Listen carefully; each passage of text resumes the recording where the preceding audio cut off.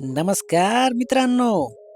आमच्या घरी आज आलाय एक नवीन सदस्य. नाव आहे काळू.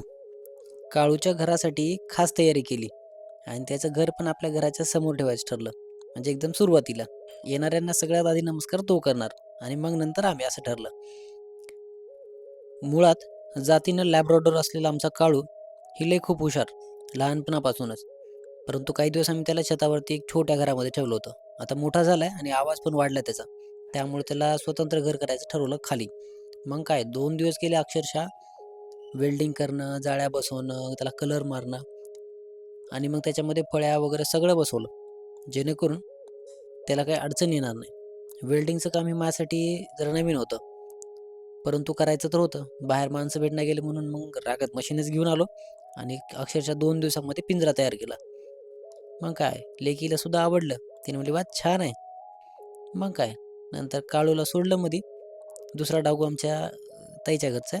ते सोबतीसाठी आणला आणि मग काय 2 दिवस मस्त राहिले. एकदम खाऊन-पिऊन तर आता बघावं एवढे मोठे झालेत. घरी एखादी पाळीव प्राणी पाहिजेच, जेणेकरून आपलं मनही शांत होतं.